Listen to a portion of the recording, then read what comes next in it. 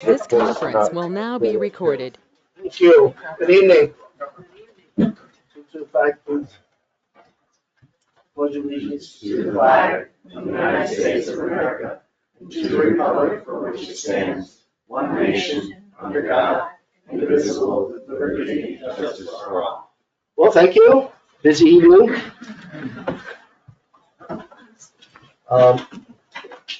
So the first item is the acceptance of the minutes from the previous meeting. A copy had been given to everyone.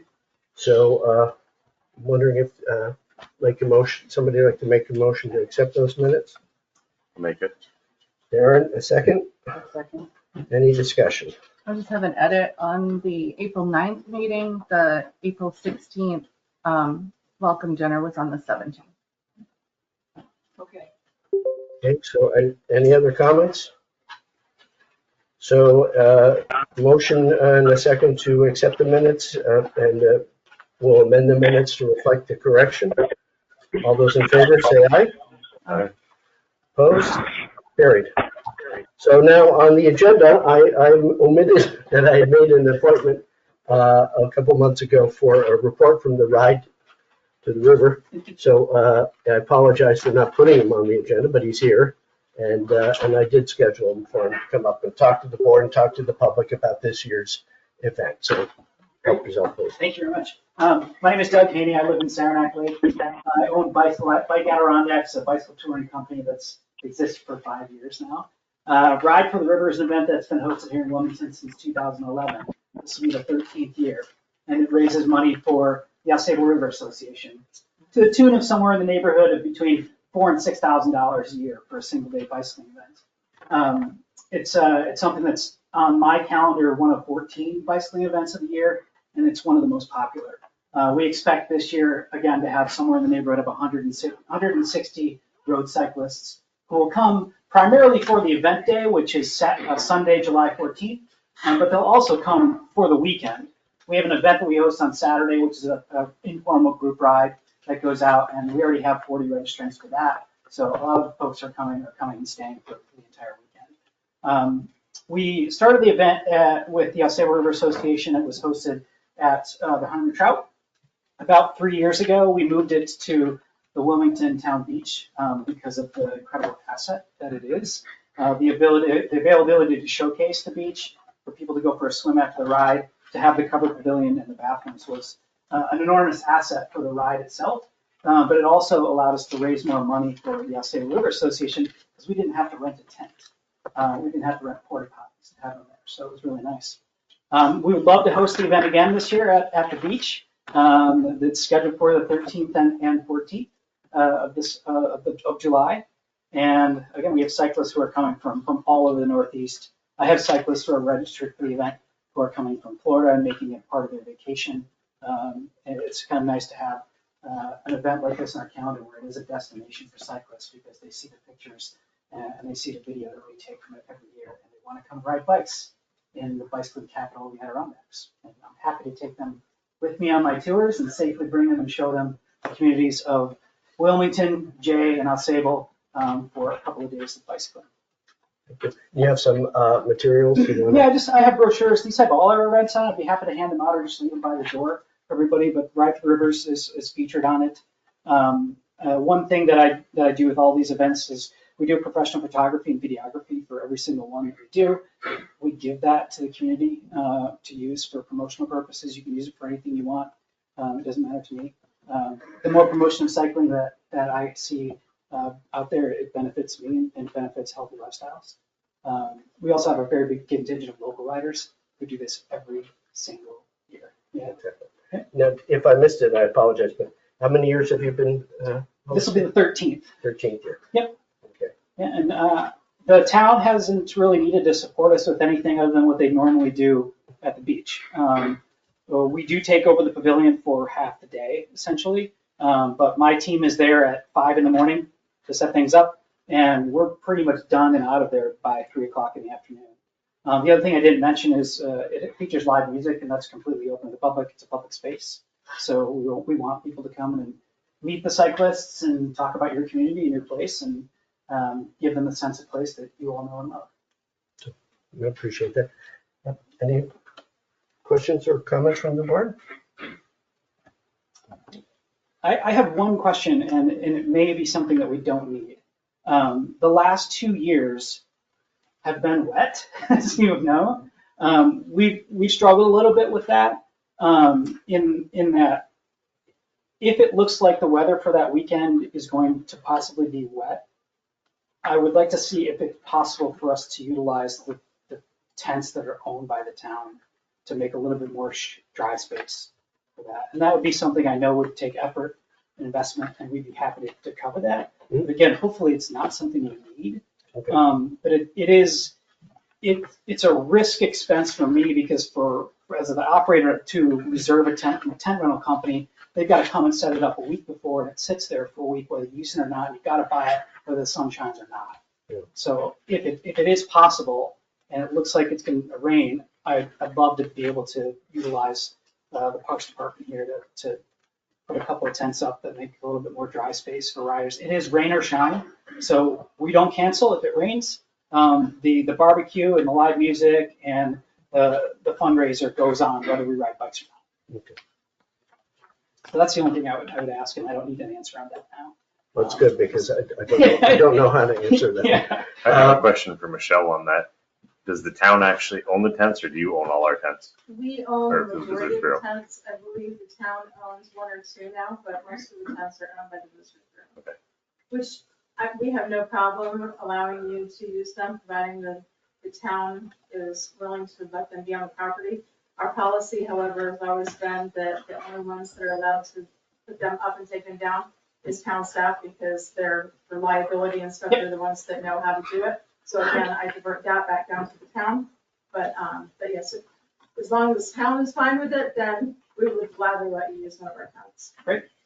Okay. Well, as we get closer, we can work out Yeah. if that contingency is needed. But I cannot thank the community enough for supporting this event, supporting cycling in general. Bike Adirondacks brings people to the Adirondacks, not just to cycle for our events, but to come and enjoy it. Our website gives people free access to all sorts of routes and networks, and that is hugely popular. So I know that even if we're not having a tour, people are finding Wilmington via Bike 80K, and it's because of the infrastructure that your community has done. So thank you. Thank you. I'll leave some of these with you guys up here, Thank you. and then I'll leave some in the back for anyone who wants to grab one on the way out. Thank you. Thank you so much.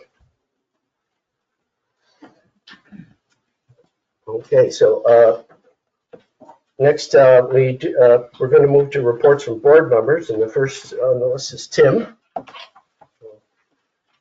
Okay, I have quite a bit to get through. I'll get through it as quickly as possible. The first thing is something I've been remiss and haven't mentioned previously, but on behalf of the board and the town, I'd like to thank Pat Winch for volunteering to chaperone the youth ski program this winter. So could we give a round of applause for Pat, please? That was something that we had budgeted for, and Pat said, I'll volunteer to do it. So she saved you all. Continuing with the youth committee, they would ask me to thank everyone and mention their parks cleanup, which they held last weekend, last Saturday. They've also asked me to mention the Fishing Game Club's fishing derby, will be this Saturday. Registration starts at 9:30, and the youth committee is holding a bake sale at the event. And the president of the youth committee is in attendance this evening, so if anyone would like to participate in the youth committee or the bake sale, don't all overwhelm her at once, but she's here.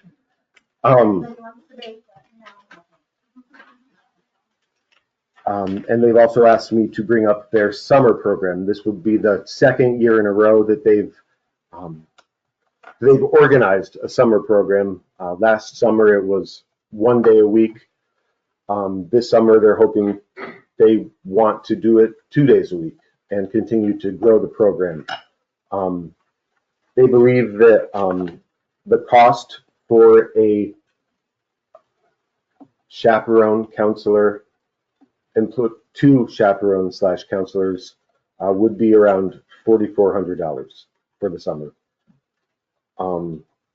And again, maybe, I know that we're not meant to open the floor to public comments at this time, but I think Amy can visually indicate whether I've conveyed all the information that she would like me to convey. Darren and I did interviews for new members as people who have attended previous meetings are aware. Most towns have separate planning and zoning boards. Because Wilmington had a lack of volunteers in the recent past, we had to go down to a joint planning and zoning board. But the past several years, there's been a lot of interest in the community in participating, and in the next several months, we expect to do what is the more standard protocol and have a separate planning board and a zoning board of appeals. We interviewed 4 people. I think all of the interviews went well, and with the amount of interest and the amount of openings, I think the math should work out perfectly if I'm counting correctly. And Darren can speak more to that in his report. I attended the Historical Society's event here on Wednesday, and I thought it was excellent. It was at 6:30. They host open discussions once a month. The next open discussion will be about the township or the hamlet of Markhamville, parentheses Hazelton. So I suspect that I'll learn more about that next month. And I would recommend everyone interested in Wilmington think about attending some of those events.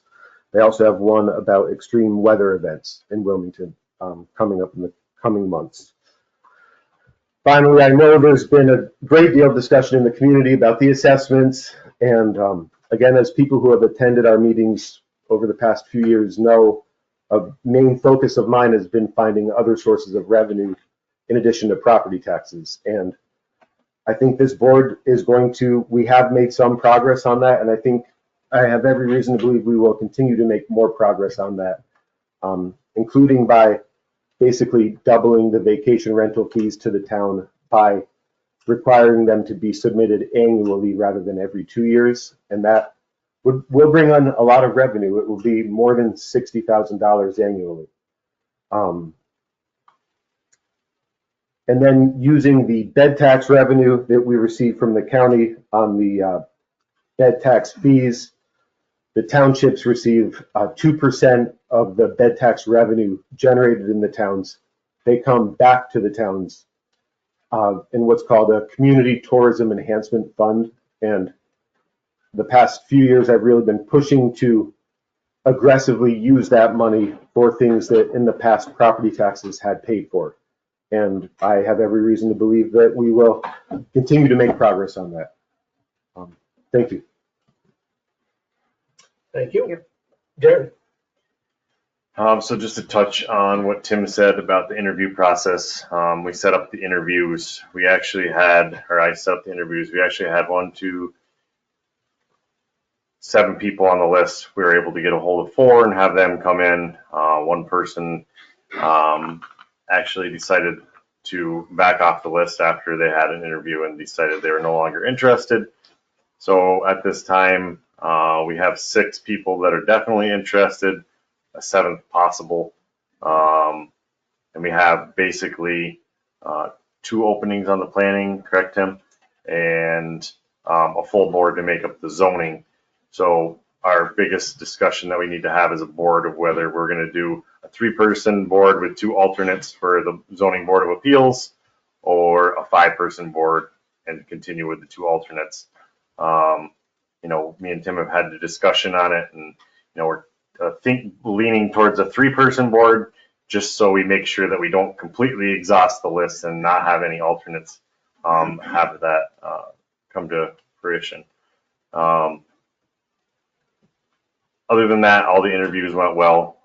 I think we're going to end up with a great group of people on it. That's probably going to be set up in the next work session or 2 to hopefully get in place after public hearing and things for maybe August or September meeting. It'll be a couple months, but hopefully we'll get that on the agenda and get that moving forward. Other stuff, I think Tim already touched on it. Cleanup day went well. for the park. We have another cleanup day coming up this Saturday at the beach, I believe. No, That was- we It was the same. we have coincided with the Okay. park cleanup day. And I didn't hear any reports on that, so I'm assuming that went well. I didn't hear anything from the water or highway. Those are my two committees. So I'm assuming everything went good, and I know they are finishing up their spring cleanup. So that's all I have. Laura? I attended the Wilmington Community Dinner on the 17th. I had never been. It was really nice, and they did a great job, so that was nice. And we sat with some really nice people who were newcomers to town, so that was a nice event. We did the town cleanup day. Sorry. That was an event. I got to it late, but my family did the Memorial Highway, and we had 4 huge bags of trash, and it was just alarming how much stuff was on the side of the road. And that was just from the North Pole down to the Rose residence. So that was pretty impressive. But I know assessments are a big conversation piece right now, and I went down a rabbit hole with them. I just didn't know, I wasn't aware of how many exemptions that there are. It's not on our website anywhere. There's a link on our website on the assessors page to the Essex County real property website, but there are quite a few exemptions that you can apply for your assessment value. I'm just going to go over a couple of them, and there are applications that you can link from the Essex County website. It's on the left-hand side of their website. It's under exemptions. So there's the STAR exemption for any homeowner whose residence is their primary residence, and there's the basic or enhanced STAR exemption. And these are all dollar amounts that would come off of your assessment. And then there's the veterans exemption, which is a war vet, a combat vet, a disabled vet, as well as a Cold War exemption, which Wilmington does participate in. There's senior exemptions, which is a sliding scale based upon your income. And Wilmington actually is pretty, there's the sliding scale I got from her name's Kim at the office in Essex County. But at any rate, Wilmington goes from $25,000 as your income up to $33,399, and you can deduct up to 50% of your assessed value off of that. So I wasn't aware of those things. I'm not sure how many other people are not aware of those things, but it might be something to look into. Also last year, Wilmington opted into a volunteer firefighter and ambulance staff exemption, which I have the local law for that. So those were some interesting things that I thought would be helpful for townspeople looking to get some money knocked off of their assessment if they qualified under those portions. The next thing I wanted to bring up, and I wanted to, I know we have to talk about things in an open forum. I wanted to know where we're at with the homestead housing. I'll talk about it. Okay. And other than that, that's about it. Thank you. Thank you. Tina? Oh, sorry, one more thing. Apologize. I would like to see if we can add the links to those exemptions on the website for the assessors page, rather than having to dive through a hole to get to it. We have to go through the rules. We're having a problem doing that. Okay, So right now, probably not. okay, We can ask. okay. I know the assessor possibly has those forms in their office. I'm gonna meet with them Tuesday or Fonzie Thursday. does have some forms on there. I went on there today and looked. Okay, Yeah, So I don't know whether he has all of them, but he does have some on there. they're not on the website. That's a county clerk department of real property. Right, but I was hoping we could have direct links on our website so that the people don't have to go through 4 different steps. We can try. Okay, yeah, the assessors have asked for a couple of changes to their page, and they haven't seemed to get those okay, sorry, that was it. accomplished either. Tina? And the Kim out of the county that you would talk to would be Kim Smith. Okay. So if anybody calls out there, to ask for Kim Smith. Back to the Youth Commission, tie in the Youth Commission and Visitors Bureau together for the uphill foot race. I believe both are still looking for volunteers to help with the aid station. I think both of them are still short on people volunteering for the uphill foot race for water stations, handing out water that evening. So both of them are still looking for volunteers to be able to do that for that day. June 1st. Yeah, it'll be June 1st. Well, happy birthday. And the next thing is the library, Feed the Need to Read, their dinner that night for their fundraiser is 5 to 9 at the Hungry Trail. That's going to be upstairs and downstairs, and a percentage of the proceeds goes to our library for all the meals. And they usually will do really good by us in donations on top of everything that comes in. So that is our Feed the Need to Read program. You know, what's the date? June May, 1st. May 29th is the Feed the Need to Read. June 8th is the Friends are going to have their food and plant sale at the library. I don't have the time. It's at 10 o'clock, do you know? Starts at 10. We'll start doing some advertising on that. They're still working on their long construction program, the projects they got going on. The last thing to go out to bid right now is going to be the egress. That's the last thing they got to work on that for the building for right now. They're working on projects for things with the seniors and shut-ins. And anybody that's injured to get books to them. And we also had a $500 donation come into the library for people that wanted to get totes to put the books in to deliver them with. The Visitors Bureau has the 2 Fly program coming up, contest, and that's going to kick off Thursday down at the beach with a bonfire. Papa Duke's is going to be there, and Fulton Polly's, and that's going to start at 6 and go till 9. And cleanup day went okay. We had quite a few come in to volunteer, probably about 25 to 30, do you think, Paula? 32 that came out to volunteer. So we did get quite a bit cleaned up. There was a lot of people out there cleaning up for that. One thing I did want to mention is I went to the PERMA conference this past week for the workers' comp, and they do a lot of handbook updates too. They will do our handbook program as well as doing a lot of, if we have anything that we wanted updated, they do that as well for free for us through that. The last thing I wanted to address to the board would be speed limit on Bonneville Road. Yes. It seems to be, I know on a lot of our roads it is, but Bonneville Road is one of the major problems that we have major issues with. People trying to get in and out of their driveways, it's been a hazard, children crossing the road, buses, people passing under the lines. We put the speed signs out there, they caught them doing 91 miles an hour. We talked to the county, I know there's been petitions, there's been letters. I'm not sure what else we can do. Well, Tim mentioned something about cameras with tickets Yeah.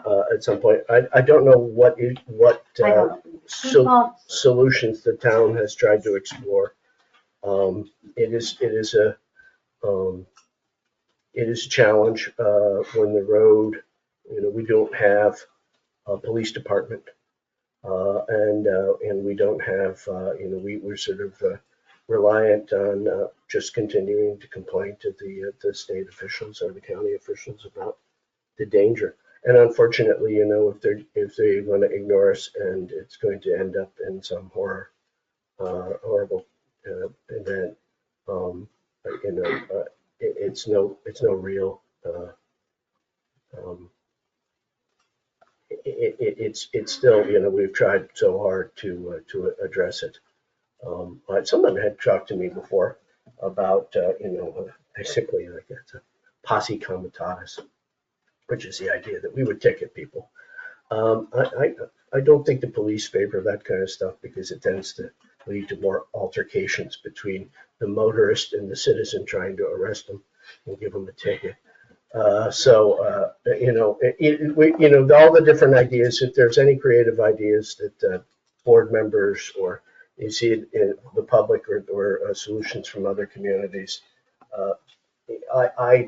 I've tried to turn left or right off of Bonneville Road and found it kind of scary as well. And I don't live there. I live on Route 86, and people go by us at a very high rate of speed in the other lane when we're trying to pull into our driveway as well. but there's plenty of road and there's nobody, and things like that. So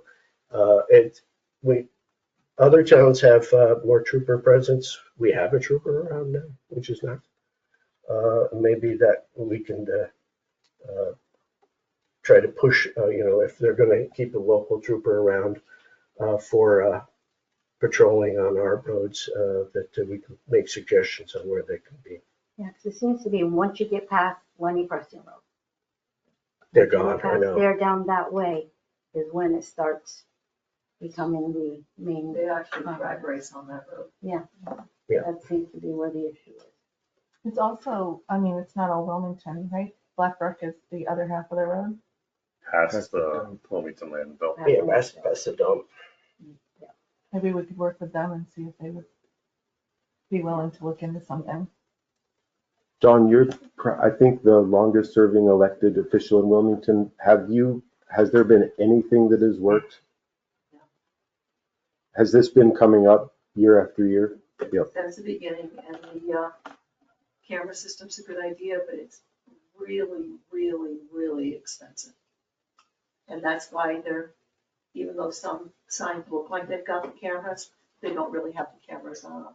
Maybe putting something on there that made it look like we had one, I'll We'll slow volunteer down, to but- look into it. but they're really expensive. Plus they Camera system to a break down child's all the life. time, That's probably. the camera system for a child's life, the Yeah. rate they're going and the way they're driving and kids crossing. and stuff. Yeah, well, one day they went past my house and they were passing each other. You couldn't even see the car. You could just see the color. Now that's flying. Yeah. But it's straight right there. And it's like they speed up and that's where they say, let's see who's gonna beat it to the other side. Well, that last speed Speed sign bump that it. Roy had. Yeah. Speed bumping. Speed bump, There yeah. was one there that's been in, they took it out. They go out of control Why on the would they speed take bump. speed too. bumps? It's the county, don't have to. I've They got took it out. So maybe that's what's something we need to talk to the county about. Hold on for a second. Okay, county, that's right, that's what I heard. Yep. Tim, you had something you Yes, said? so it's my understanding that tickets issued by a camera would be town revenue. Is that correct? I don't deal with the judges, I don't know. Oh, I'm sure we get a portion of it and the state would recover the rest. So if that, I mean, hypothetically, It goes to the camera company, the majority of it. There's a lot of questions as to due process with those cameras. And the legality of Because we don't have a police force that actually looks over it or anything, so it's based on, who's gonna set the limits and who's setting the fines and things like that. It depends on the computer. so does the board want me to look into it, or would that just be wasting my time? Because if there's not interest, I'm not going to look into it. Well, I mean, it's a waste of time only if you discover very quickly that we would never be able to afford it. We Okay. don't have the technology to Or adopt it anyway. logistically, it's not feasible in Wilmington for Yeah, whatever. and you just drop the project quickly and say it. Let's circle back to a couple things, they reviewed that got brought up. Just one other thing, sorry, just while I have the floor. I have brought this up to the community and I did receive some creative ideas that I haven't brought to the board because I didn't think there would be interest. One idea that I've heard has worked in other towns is a decoy cop car. So I'm just bringing that up because it has been expressed to me and it is a creative idea and we're talking about this, so I'm bringing it up. Okay, sorry. The Army did it years ago with tanks, they blew up tanks, to have people think they're over there, and I live in Hazelton Road, and I've had a blow up deer in my yard across the road on Johansson's property. They ended up catching the jackers on the deer. So, it took a little while, but I mean, I heard gunshots at night, I'm sleeping, I can get a bullet in my house. Right. I have adjacent apple trees, so that's the same thing. They put a decoy and sooner or later you're gonna get them. Thank you. Did you have something else?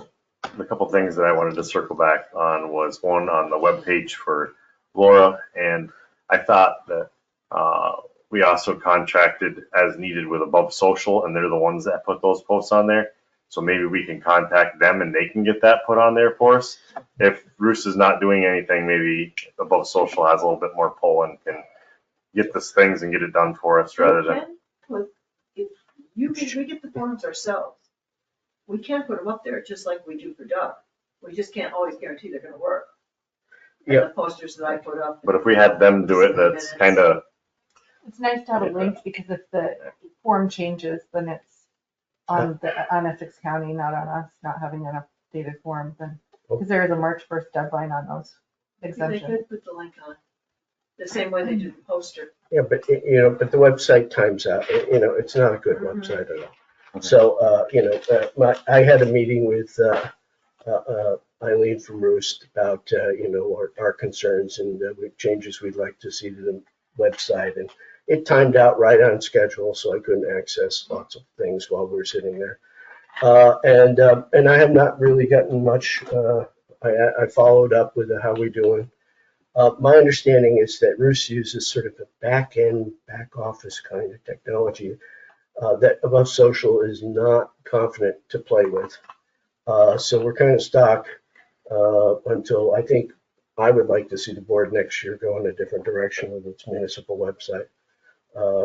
But this year, I'm thinking, we'll just continue on until we have an actual idea in the budget for next year about contracting with some, municipal website provider that other communities use.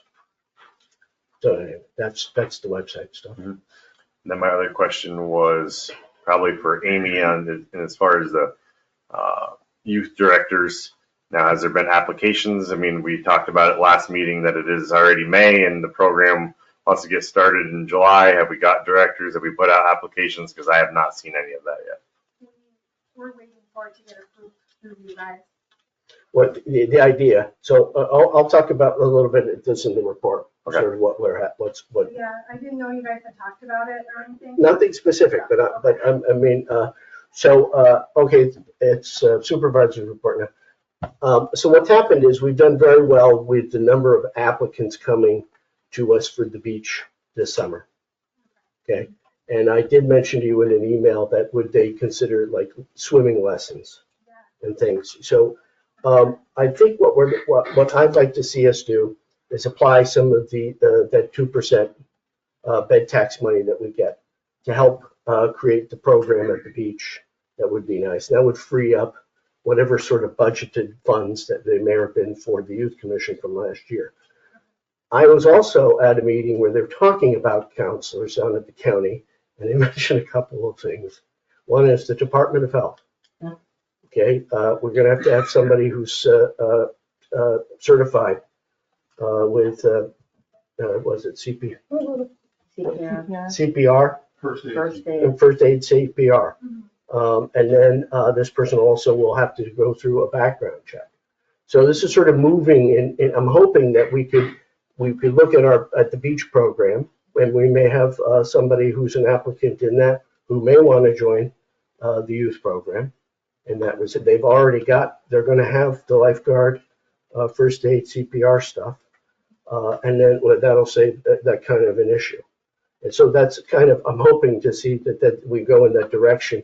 And from the beach program, we could maybe find somebody, because it was apparently we've done pretty well, because previous years, it's been like crickets trying to get people to apply, and we've had a lot of applications, and it's nice. So, let's see if we can take advantage of it, sort of merge it with the youth commission. The budget would be freed up because we would use some of the community enhancement funds to help the beach program itself, instead of using general funds like we probably always have. And that's kind of what I'm hoping to see happen. So would that person also, would that be the only at the beach? Like those Not necessarily. I haven't talked to all these Okay. people yet. I mean, I understand what you're looking for. So you're thinking they could do that little hikes and things like that? Exactly, yeah. So, wilderness first aid, that's the hike bit. I mean, we're getting into. It's a day program, right? Yeah, that's right. We could probably find it for you because we go through this camp all the time. Okay, But the state is very specific for different things. okay. That's the impression I got. I was at a meeting Monday morning in town. You're gonna have to have, And if it's a swimming situation, there's a lot more to it. but that's gonna fall on the town. Right, Yeah. right, but there's gonna have to be more than one lifeguard on. Oh, not a or problem. whatever. Oh, yeah. Okay. Thumbs up, I'm optimistic. Okay, so that's sort of the ideas for the beach and for, well, I got your email and thinking along those lines. And then the other paper form you sent me was a great idea as well, the ACAP program. Help me out. What did I send you? Was for Well, program. it's Robin, Okay, out of Essex County. Yep. She does a lot of the programs out there. And they have a program that's paid through work on ACAP. They do their workers' compensation, they do the fringe benefits, and they pay like 14-year-olds to 20-year-olds. oh yeah, that's all, yep. Yeah, to do programs like this, so they have to have, like, we were looking for a director, so an adult that's, Oh, okay, responsible is their supervisor, but they can also have these kids that can be junior, counselors or something like that, paid by ACAP, hired by ACAP. well, that might be nice, wouldn't it? Yeah, so that would also free up, but. Yeah. Last year we had a hard time, we tried to get, volunteers, adult volunteers to help. With the director not knowing some of the people, it was kind of, who was gonna show up and, we Okay. did have a lot of people helping, which was wonderful and it worked out great, but it was a lot every kind of week to see if I could get someone to help her or Sure. who was gonna be there. So this ACAP program may be another great opportunity to get our teenagers something to do for the summer. A couple days a week, and I didn't know if they could even utilize at the beach or at the parks Yeah, department. that would be a great way for our boat program to be paid for. Somebody can rent boats, that's what I was thinking. Okay. One more. Something like that, but they're totally hired by ACAP. So Okay. that was another thing, but you had sent me that. Well, thank you. I did, Great. but I'm terrible with remembering the names of things that I've done. So I think with both of those things combined, Okay, I might. But like I said, we do want to start like the second week of July, so if we have to hire, a director and a supervisor, we should probably and it's the second week of May. get that. Okay, working out. thank you. Yeah. Next on my report is Laura talked to me about the homestead, asked about the homestead housing. So what has happened with that was the Adirondack Roots is basically the project manager and eventual owner of the courting property that the town purchased. Now, the town obtained a federal grant that was to be applied for the purchase price and the closing expenses for the property, which they did at the end of last year. So the town purchased the courting property and provided with Adirondack Roots all the types of preliminary soil tests and preliminary sketches and things that were required from the federal grant program. It's called the Northern Borders Grant. There's certain money that's left over. We received enough of a grant that it paid for the purchase of the property, and also about $24,000 are still can be asked for. We have to ask for it by September 1st. The original plan was to have the town pick up site work. And that was part of the budget. So it turns out $24,067 and change is still in the budget for the federal grant program, for which the town would start assessing whether some of those trees are worthwhile to whether we can cut them and sell them, to start laying out the entrances where the water line goes and things like that. It's being changed sort of as we speak. I learned this week that they are in the process of getting their funds together to do the application for site plan review with our planning board and any other governmental agency that needs to review these things.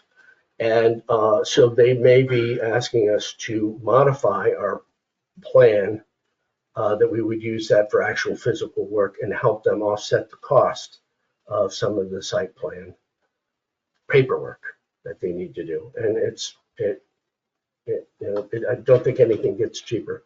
So it's one of those things where what I'm doing is trying to modify the agreement that we originally had with the engineers. And then I've started drafting a memorandum of understanding with Adirondack Roots because, the town has to have a huge heads up if there's going to be a change and they're going to say, well, we need some more help. These are the funds that have been designated for this project on behalf of the town. And extra funds would require us to be either running around quite a bit or trying to find funds from our budget and further meetings. So that's where it's at. They're drawing up all their plans to submit.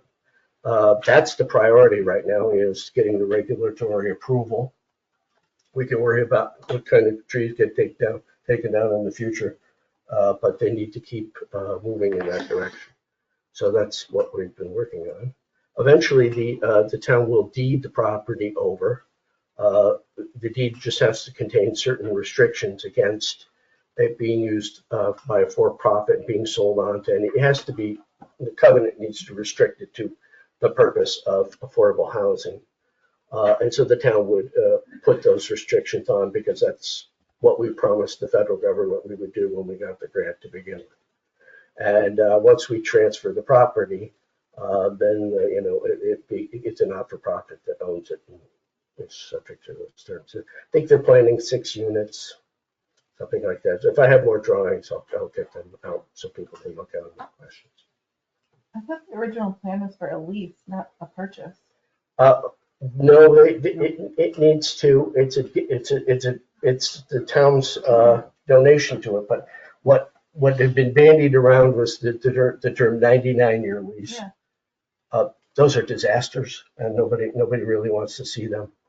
The attorneys for Adirondack Roots, the grant attorneys and things like that, they just want them to be clear. The problem with 99 years leases is you don't know who the heck you give the property back to.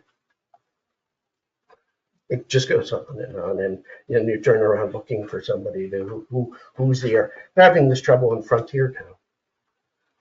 They can't find these missing heirs. We've had that problem in Wilmington and Lake Placid with 20-year leases. They just get forgotten. Yeah. And then when it's year 25, you realize that it needs to be re-examined. So that's the update for that. I want to thank Paula and Carl and everybody who came out for the cleanup on Saturday. My report was that the Parks Department had extremely full trucks picking up the orange bags on the side of the road, and were surprised on Monday that might be so much work. So I thought that went pretty well. We did get some orange bags from the Adirondack Sports Council, came down and gave us the extra orange bags that were from the Lake Placid Village cleanup. They also tried to promote it as best they can, and also, I was interviewed by Sydney Emerson from the Adirondack Daily Enterprise, and I didn't try to say, I was hoping you agree that it's a tentative first step to get back into something that COVID had probably put to bed for a little while. And so I hope everyone enjoyed it. It was a lovely morning, at least. And finally, I was going to talk about assessments, but does anyone want me to talk about assessments for a few minutes? What's that? I think okay. There are people here for that reason. Okay.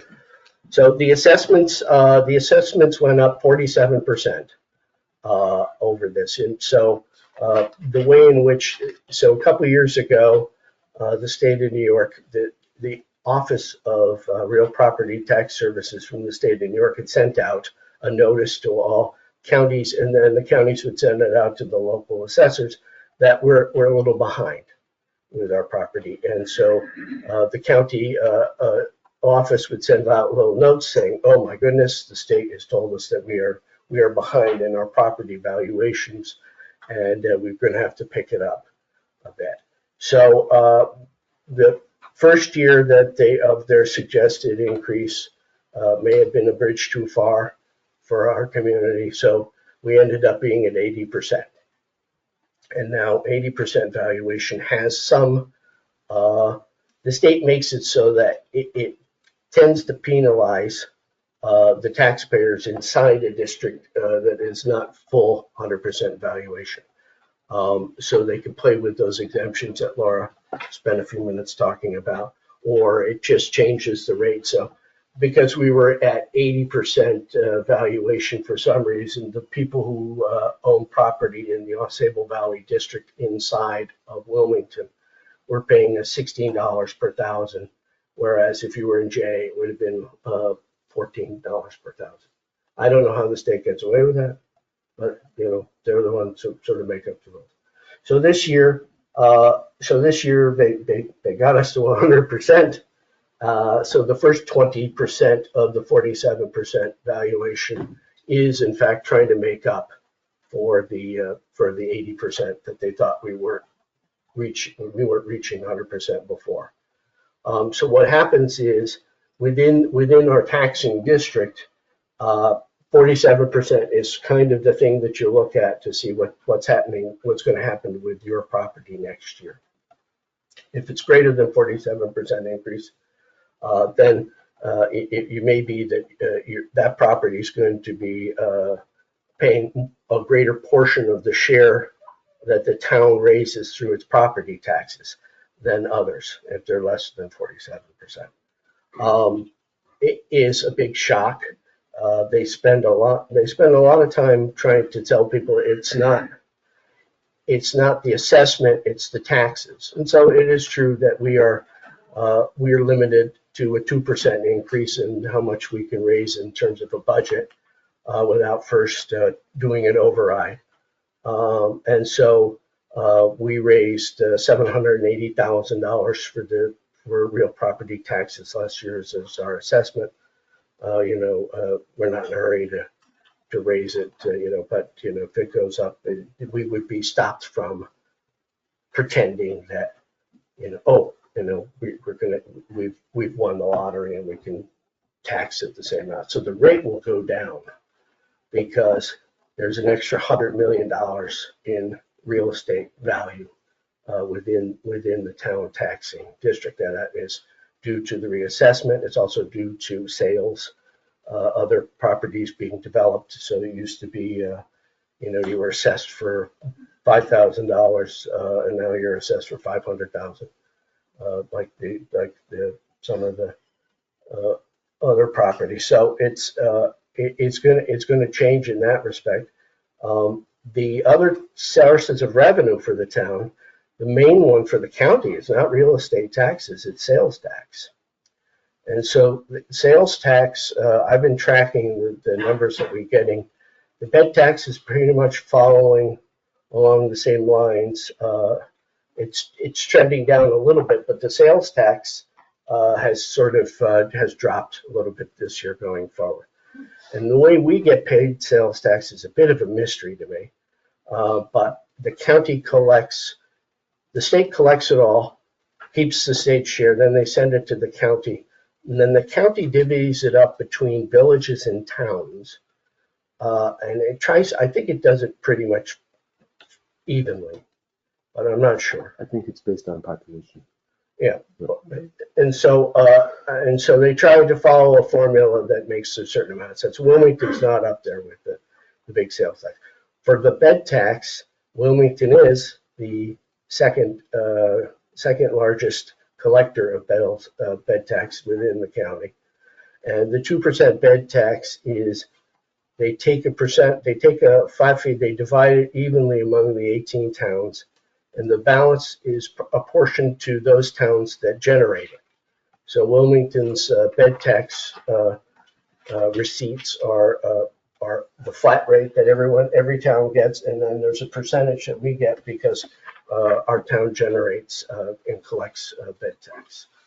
And so that one, though, has been sort of earmarked for the community enhancement. And so it's been a bit of a challenge on finding the things that the law says we can spend that money on. So that's my little assessment. Basically, we're going to appoint a new a member of the Board of Assessment Review.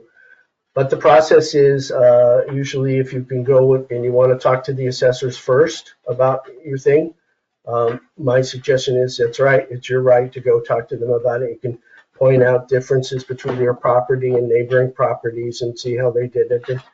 And then if that doesn't work, you would file out a grievance petition and go in front of the Board of Assessment Review and say, I've been unfairly assessed. I'm on, and they have all these different categories.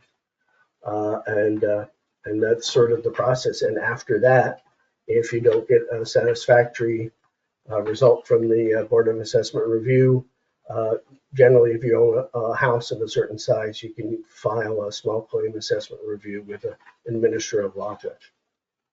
So that's the process. That, I think it should be in my report. Let's move on. Okay, unfinished business. Okay, so thank you. Thank you. Unfinished business. So we got back from Jen Briggs the draft of the STR amendment. We could, so I think the options are for us is we can discuss it. We will discuss it in any case.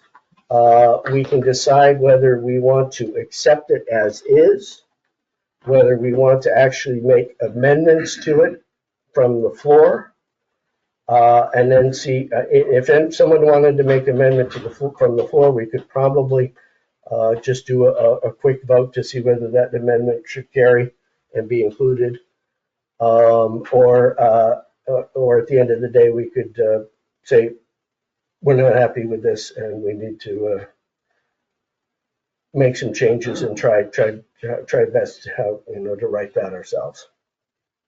So I'm opening it up to the floor.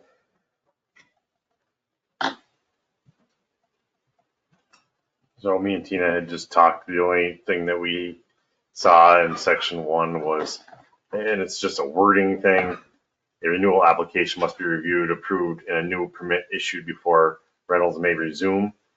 Well, I think we had it in there that we tried to get the application in before the other one ran out, so there was no lag, and we just didn't want anybody to be like, all right, now there's a month review process and you can't rent for the next month. So I don't know, maybe that could be a little more streamlined in some way, just so people that do have permits and have been renting for years don't have a problem where they run into some type of snafu and then aren't legally permitted to rent their house for a month. I think we just change upon to prior to. Which, That yeah, would exactly. probably accomplish that. No? That'd be fine because Oh. it's just, yeah, because it's just that, because we were looking at it and it's like, if they bring it in, there should be a reason why it wasn't reviewed then and automatically renewed. Right, so must be renewed prior to Prior. expiration. Yeah. Yep. Yeah, so there shouldn't be any reason why when they bring it in, it shouldn't be renewed at that point anyway, so. Yep.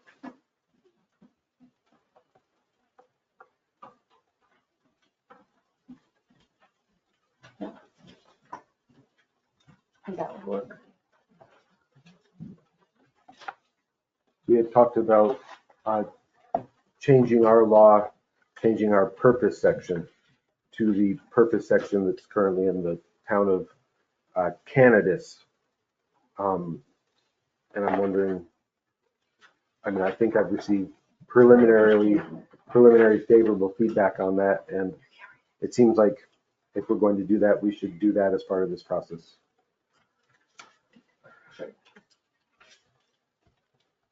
So Tim's suggestion is that we do put a purpose clause in this, adopting sort of wholesale. Which is similar to the purpose. It's a little watered down, but it's similar to the purpose section that was suggested by our STR committee. Their section is stronger. Cannabis is more mild, but stronger than our current.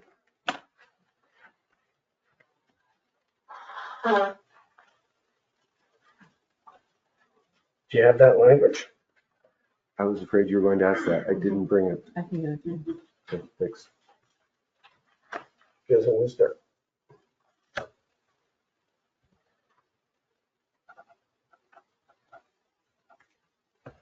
I have brought that language to previous meetings, but I didn't bring it tonight. So. Gotta find it, sorry. Okay, thanks for looking for it. It's, I appreciate it. I should have brought it.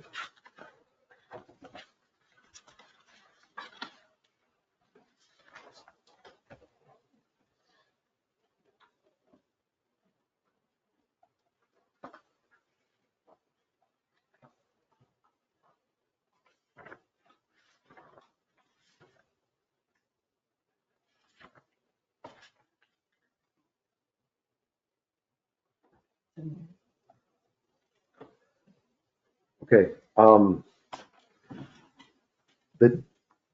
if the board wants me to, I did bring our current, so I could read from that so we can compare it if people would like to. The town recognizes that it would be beneficial for the town to control and regulate the use of short-term rentals within the town of Wilmington. The provisions of this section are intended to preserve and protect the health, character, safety, and general welfare of the residential neighborhoods and rural areas where short-term rentals are operated, and to mitigate adverse effects of short-term rentals. Good. Yep.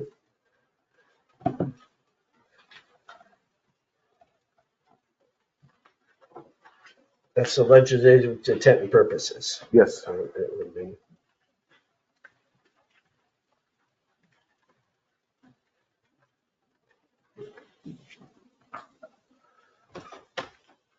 Or I could probably send that to you, David.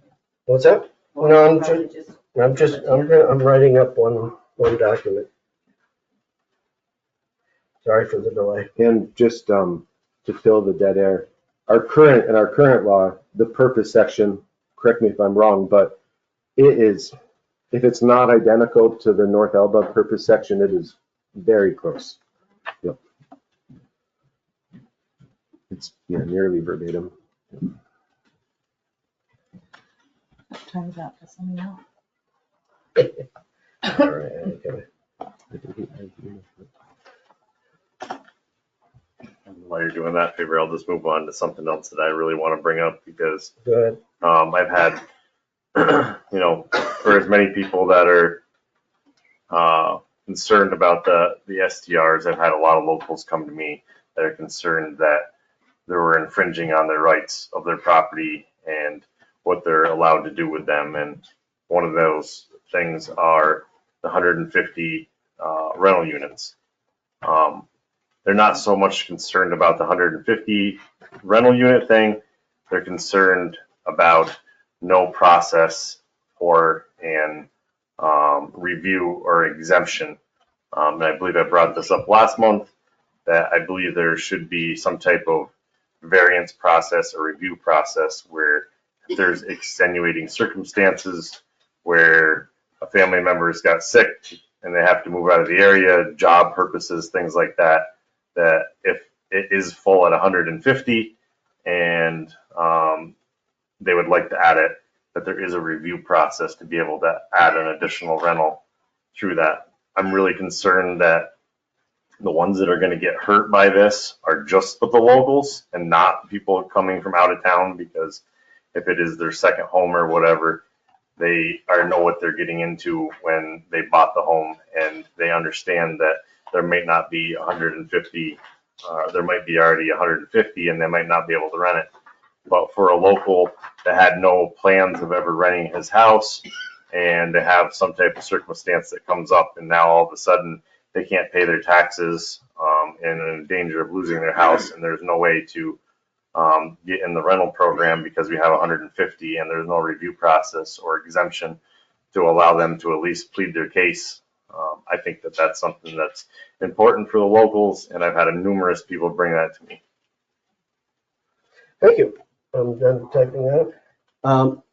I also, I'm tending to agree with Darren on this one. I think that that there should be, basically, this is just a cap from which there's no appeal. And until the original sort of thought would have been that we could, as a board, review the cap every year. So we wouldn't be doing a case-by-case basis, but we could look at the cap and say, this is good or bad, and we could amend it at a board meeting through resolution and not going through the local law process. The opinion that we got was that wasn't probably good. I don't really necessarily agree with that opinion. And I think I've looked at, and I'm going to hand out to the board, what the Village of Saranac Lake did. Now, I don't necessarily agree with these, but the Village of Saranac Lake did, and I'll read aloud. Done. But the village said, they passed this in 2023. The Village of Saranac Lake Board of Trustees will set a maximum number of STR permits allowed during any given period in order to protect the health, safety, and residents of the village. The maximum number of STR permits issued village-wide between the effective date of this local law shall not exceed 10. They already knew how many they had out by then, so that's kind of, they're trying to catch up and just limit it in a slow way. The cap on available permits, not including those deemed to be pre-existing, shall be established by the zoning and may be reviewed annually, which is kind of what I was hoping to accomplish.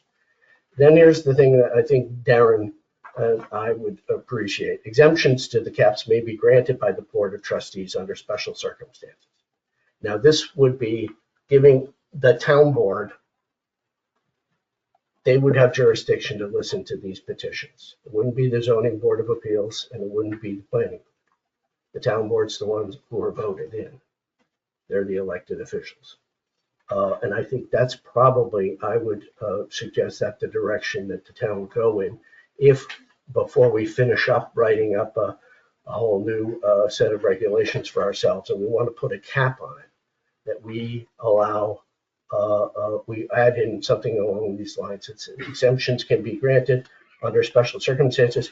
They put in such as new construction and rehabilitation of derelict or dilapidated building. I take such as is not limiting, but such as including, but not limited to, because I think the circumstances that Darren was bringing up, where something really goes wrong with the family and they want to come in and do something different, they should have a right to be heard by the town board. And the town board could not grant any exemption unless they've had a public hearing. So it wouldn't be, sort of a backroom kind of deal where they come in and they apply and suddenly it would be fully open kind of petition. And we would hope that we could listen to the circumstances and judge each case fairly based on what was happening to that particular applicant.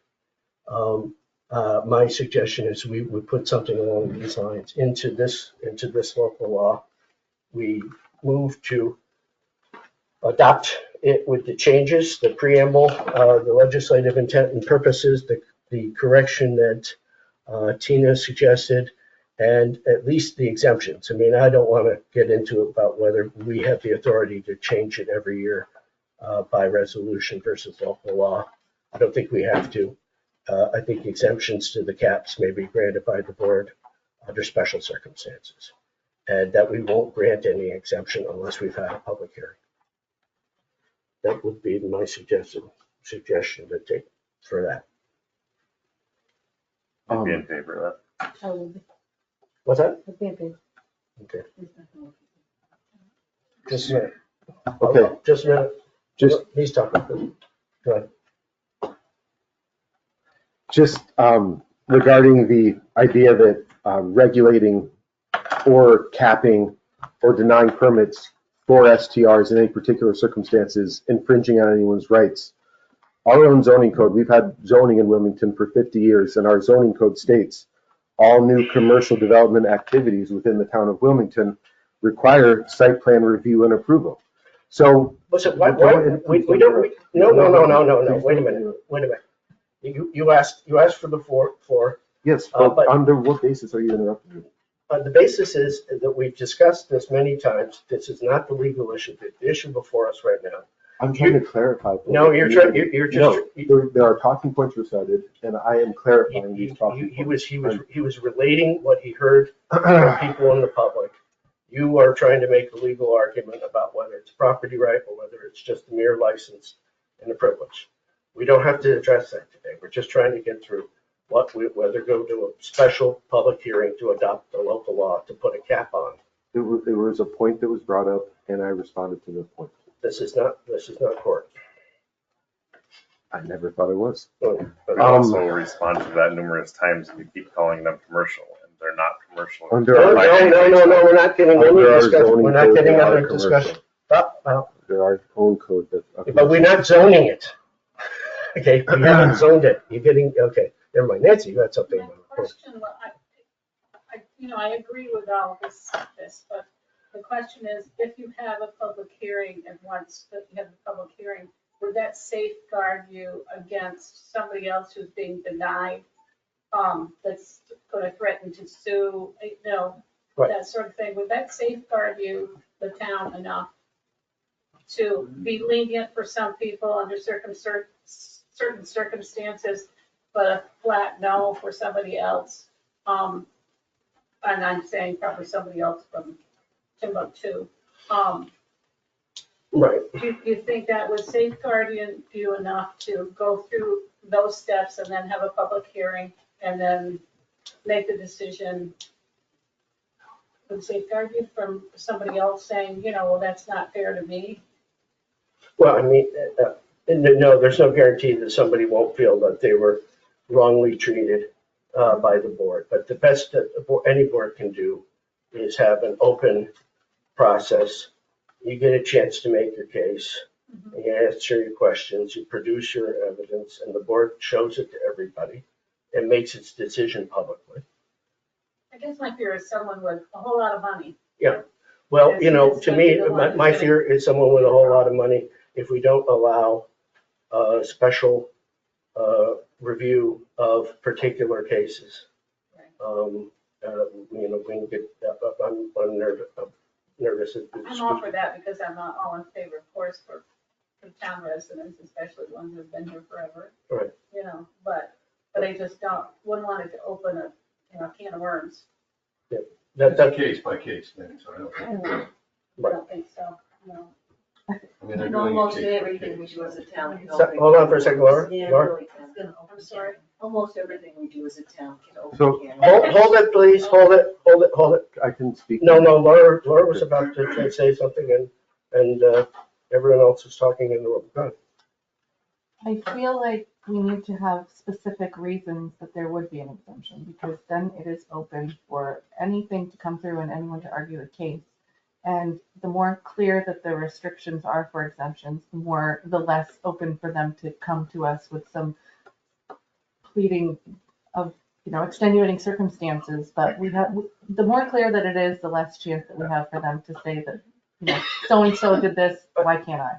I don't agree with that because you never know what somebody's circumstance could be. I mean, we can't possibly predict every situation that might be an extenuating circumstance for, one person versus somebody else. I mean, everybody's thing is different, and that's why it is a case-by-case review process that is reviewed every single time, because you can't possibly list all the reasons that it would need to be an extenuating circumstance. I don't even know why we're bothering with a cap then. I agree completely. Oh, I feel like if we're gonna keep you allowing. Completely agree. okay, so you're suggesting that we can't possibly deny anybody who comes in front of us? I don't feel like we have a reputation of denial. Have we ever done this before? I'm saying as a board, as a zoning and planning board, as We're a not a town zoning and board, planning board, we're a town board, and I'm we've never saying reviewed this. as a town, we have a very long history of saying yes. So in any case, I think the zoning and planning or as far as zoning and planning together, in the past, they have denied some things. And I think that's where we're going to be at this point. Same as if we were zoning and planning, we have denied something, we give some things through, there's special variances. I think that's what we're looking at here. There's going to be special circumstances, but we're not going to know what they are until we till something comes in front of you. And we can't list everything that's gonna come in front of you. And I think right now, if we're gonna cap it, I'm in favor of We the cap, I just need don't want it to be a to be able fluctuating cap. also to look at the residents that live here and the people that are here and our locals. If someone, are you, don't want to interrupt? No, Okay. If someone in this scenario needed to move away and wanted to rent their home, they could rent it on a 30-day basis. So there's still the opportunity to rent their home. It's just not rent it on a nightly basis. But what if, you know, if they want to come back in 30 days and meanwhile they have a long-term lease on it? Well, they wouldn't have a long-term lease. Who's going to rent a house for just 30 days? Why would you want to There's do a that? dire housing shortage in this region. And then you have to try to get them out of it once they're in it, and then there's stuff in it. I mean, that's a whole process. Scenario, somebody has a child that's in the cancer treatment in Boston. They're not gonna be home all the time, but they wanna be able to come back to their home when they can. Those kids have to go in, they get out again for a while. They would be able to bring them home if they had control over who was renting their house and still make their mortgage while they supported their child. That's just one scenario. Thank you. Pat? Residency isn't a legal basis for denying somebody. I think Darren told us that. I didn't say it was. Anybody could have an exemption, but I think it's the locals that are going to require this most of the time, and they're the ones that's going to be coming to us. Jim? There's a lot of protection in short-term rentals versus long-term rentals. New York State, renters' rights and all that. I went through it with somebody who was a friend that was renting from me and destroyed the place. Hmm. You know, where now I'm looking at the place a hefty tax bill to supplement, and as a sole provider for my family. Hmm. You know, where if I put a long-term renter in there, they cannot pay me for months, and it's on me. I have to furnish their home. Because in New York State, where a short-term rental option, it's just contract, they're in, they're out. On to the next one, they have no rights, other than basic safety. This offers our community a lot of potential that we're trying to push them away.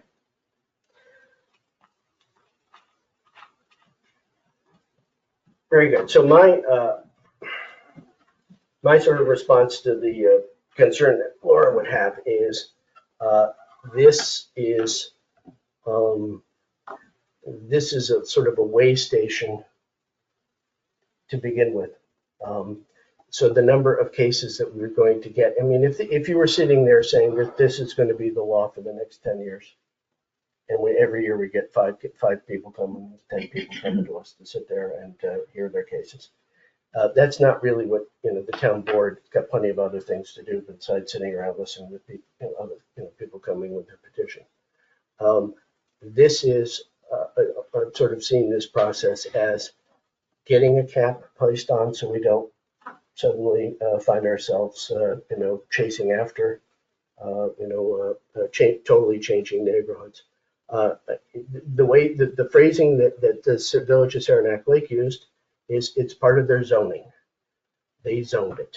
And I would certainly like to move in the direction that if we put in a cap, we continue to work on the suggestions that were made by the short-term rental committee. I'd like to see it tied in with zoning.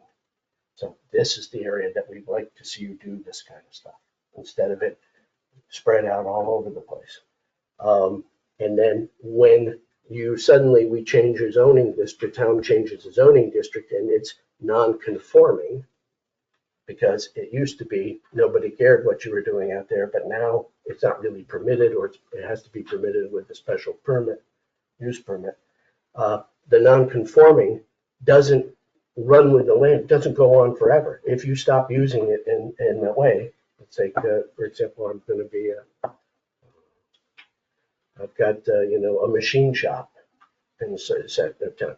The moment I stop using it as a machine shop and the next person takes over, they don't automatically get it. The use is gone. They have to go ask for permission again. So I've been in favor of a cap. And I'm just not comfortable with us signing off on a law and publishing it that offers no way of having somebody come appeal it, even if it's in the short term. I know there are lots of things that we didn't cover that the short-term rental committee covered. You talked about the health and septic requirements and all sorts of things like that. But to me, it was primarily an idea that here we are in May, and it slowed down the rate of applications.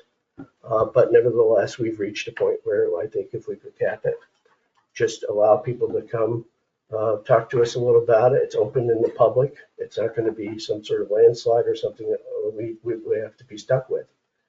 There's a lot of changes that other people would like to have seen us make to this, and we just haven't got to it. That's why I'm not, yes, we could put in standards, that would tie the board's hands. But we are, the ultimate tie of our hands is the election. We get voted out if we're sitting there letting people willy-nilly come in, or we're doing things behind closed doors. That's the penalty for us. So, wait a minute. Where am I? So we have 3 proposed amendments. The first amendment would be a change in the language. Can somebody? You had that switched in there. Switch. Yeah, we were just doing it that they would renew it prior to the application coming up for renewal. They would do it prior. Okay. No. So is there a motion to accept that change? I'll make. No second. Any discussion? All those in favor of the change? Aye. Opposed? Carried. The next is the adding the legislative intent language. The town recognizes it would be beneficial for the town to control and regulate the use of short-term rentals within the town of Wilmington. The provisions of this section are intended to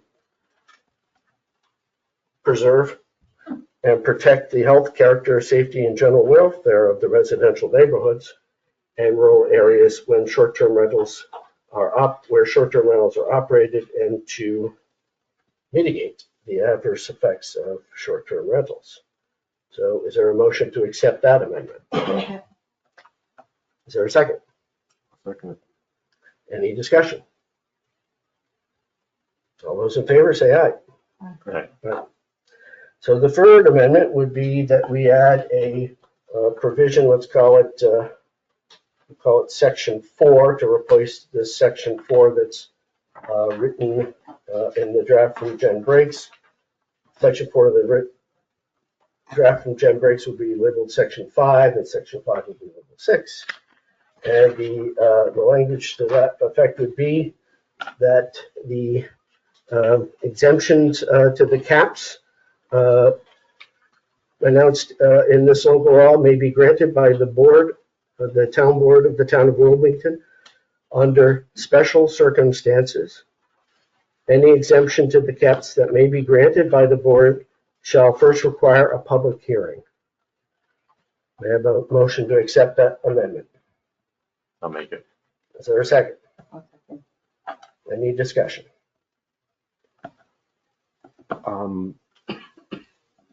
The cap is already considerably higher than I feel it should be. We already have more vacation rentals in Wilmington than there are in Tupper Lake, a town that's more than 4 times the size of Wilmington.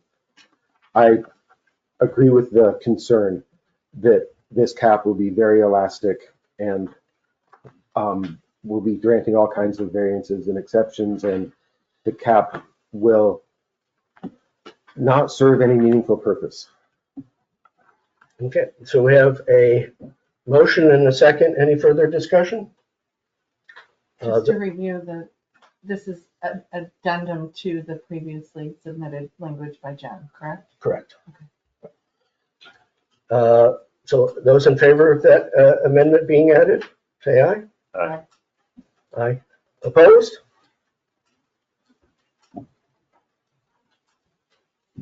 Are you? I don't want it. Okay, opposed. Say opposed. 2 opposed, 3 ayes. Okay, so as amended, the next part of the resolution would be that we take this particular local law and set it down for a public hearing.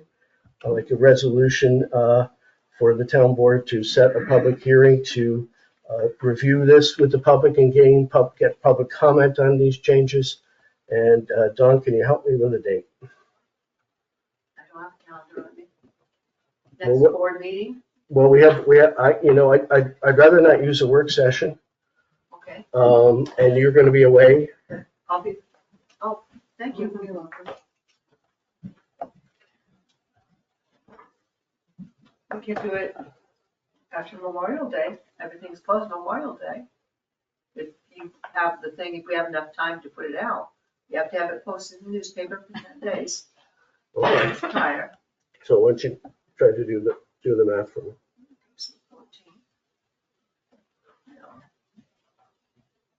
First part of June.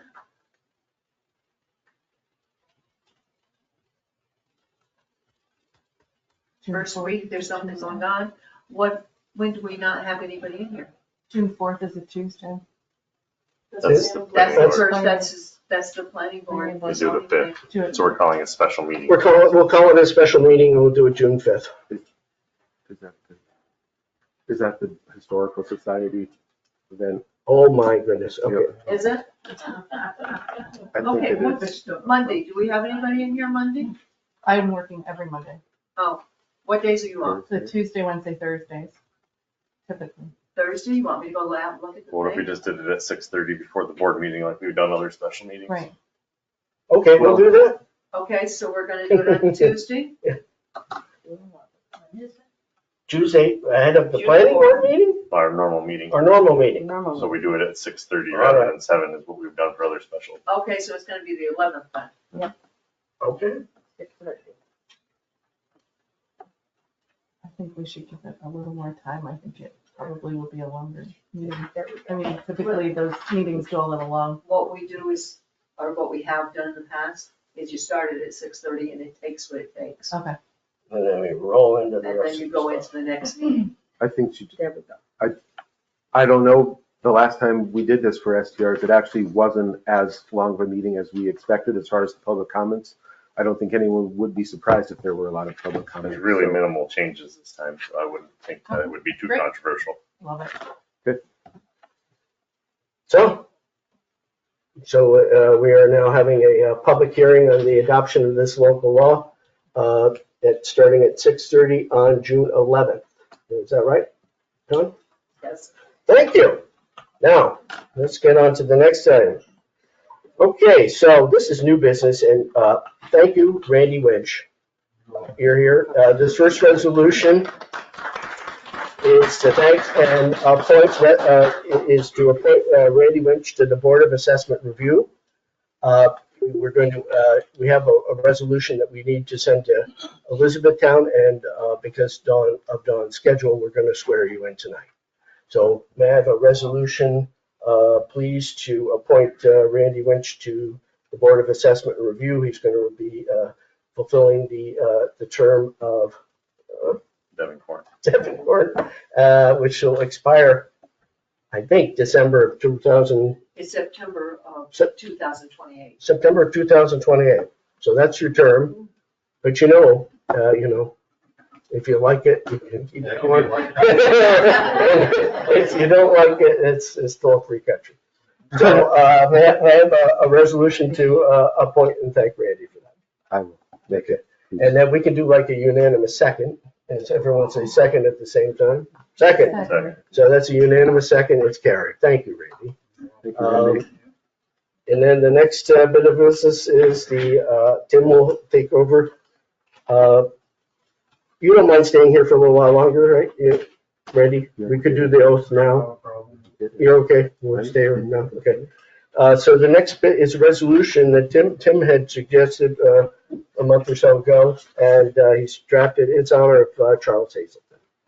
Okay. Charles Hazelton lived and worked in Wilmington for nearly all of his life. He grew up on a family farm near Wilmington's border with Jay and attended a one-room schoolhouse on Hardy Road. He grew up at the height of the Great Depression and remembered a hardscrabble life on the outskirts of a small Adirondack town. He was very young when his father, Willard Hazelton, became a partner in a cousin's lumber business. Charles attended high school in Osable Forks, then moved out of the area to attend college, where he met Irma Leisure. After graduating with a degree in business administration in 1952, Charles received a telegram from his father, who asked him to come home to help run Hazelton Lumber. After Willard's retirement in 1963, Charles ran the yard and the mill, and his brother Tim managed the office. Charles developed a reputation for being down-to-earth, personable, and quick to offer useful advice to contractors, handymen, and homeowners. His personality was reflected in his motto for Hazelton Lumber: build on our expertise. Charles became the company's president when his brother Tim retired in the early 1980s. He led the company for a decade, then entrusted Hazelton Lumber to his children, Sam Hazelton and Pamela Gray. In addition to his leadership of one of the town's flagship businesses, Charles was also known in Wilmington for his classic cars and for his sentimental appreciation for all things old. Charles appreciated the ingenuity it takes to make things work and keep them working. He was also known for his woodshop and for the beautiful home he and Irma shared on Hazelton Road. Among the many ways Charles left his mark on Wilmington is the prominent stained glass window which depicts Christ the Shepherd in the Nazarene Church, which is dedicated to Charles's parents, Laura and Willard. In addition to his business, which grew to 20 employees under Charles's leadership, and his active membership in the Nazarene Church, Charles was a member of the fire department and the town's Chamber of Commerce. He participated in the annual Flaming Leaves Antique Auto Rally and frequently contributed information and sage advice to the Historical Society. He was also active in business and civic organizations in Wilmington's neighboring towns, and was proud of his perfect attendance at Rotary Club meetings over nearly 3 decades. He spent the last years of his life in Florida, where he passed away in February of 2024. Whereas the Wilmington Town Board recognizes the loss of one of the community's most prominent citizens, be it resolved that on May 14, 2024, the Wilmington Town Board voted to express its appreciation for all Charles Hazelton did for his hometown, and to express their community's gratitude and the board members' condolences to Charles and Irma's 4 children, Daniel, Pam, Sam, and Beth, as well as to their 12 grandchildren, 18 great-grandchildren, extended family, and many friends. So now someone needs to move this resolution? Okay. Yeah, is like a motion to adopt the resolution is read by Tim. You can make the motion. I'll make the motion. Second, second, everybody say second. Second, unanimously seconded, approved. Thank you, Tim, and thank you for that. Next on the agenda is recognizing Older Americans Month. Now, May is Older Americans Month. I don't know you feeling up for it. And the county had adopted a resolution on Monday. And some have, requested that some of the towns and many of the towns have done it. So we're going to adopt a resolution honoring and recognizing the older members and the contributions that they've made to this community, to our area over a long period of time, and for the care with which they've taken up Wilmington. So there is actual language somewhere in my office for the formal resolution, but I'd like a motion to accept that. I'll make it. Second? Second. Second, thank you. Unanimously seconded. Thank you. Okay, so the next is a motion, is a resolution from, for us, for the Wilmington Historical Society to use town property for its annual whiskey run, dated June 15th, 2024. May I have a motion, please? I'll make it. Is there a second? I'll second. All those in favor? Or discussion, sorry. Go ahead, discussion. Thanks. This is one of the things I've been bringing up for the past several years, and everyone agrees that these are good events. They're positive.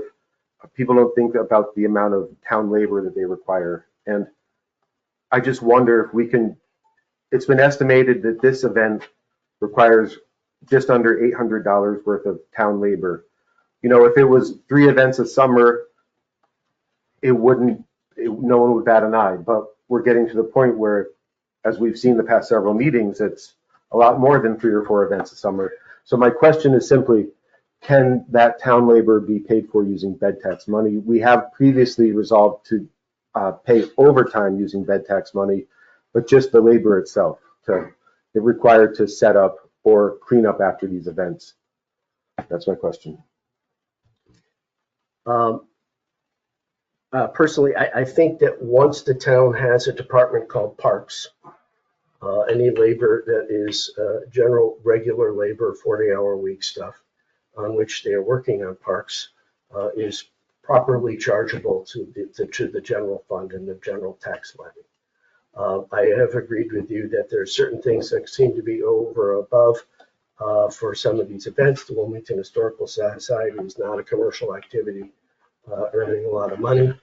What I've asked the Parks Department to do this year is to keep records of times, dates, what they've done, materials that they supplied, and that will have an actual documentation that will be signed off by the people in the Parks Department that these are the hours and times, the way they do with their normal time slips and also their expenses that we go through as part of the regular claims audit.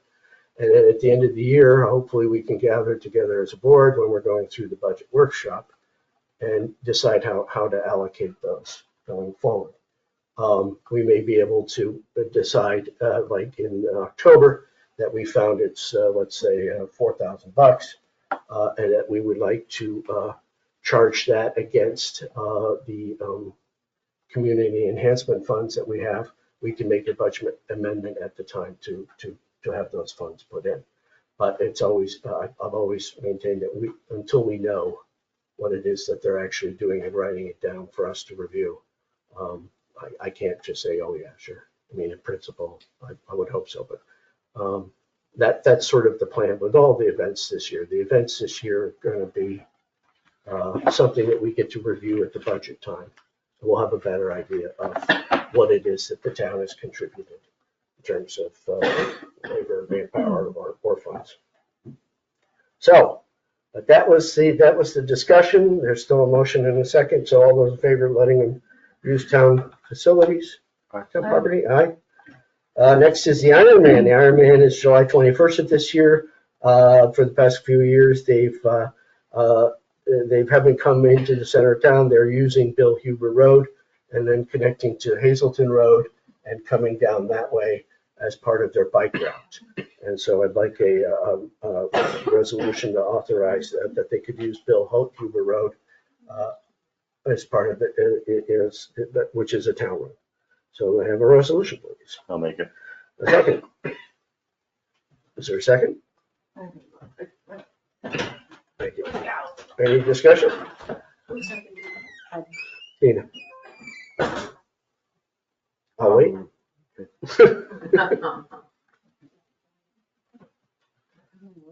We have a quorum. Let's just go up. As I said, should I wait for Laura to get back? Yeah, why not? Okay.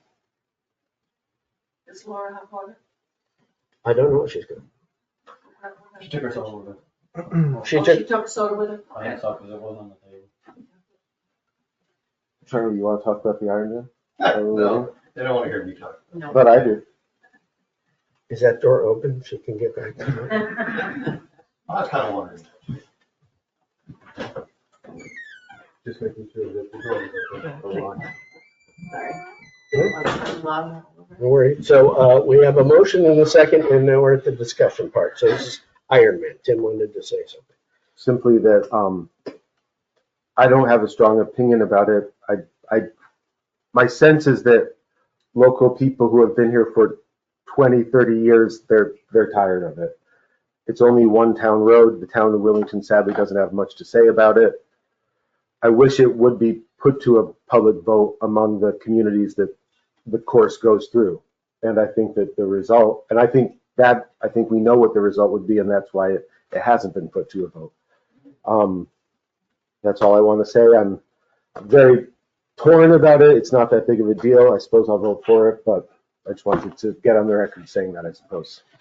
Any other discussion? All those in favor, signify by saying aye. Any opposed? Carried. Next one is we're going to amend a road name. It's a resolution to amend a road name.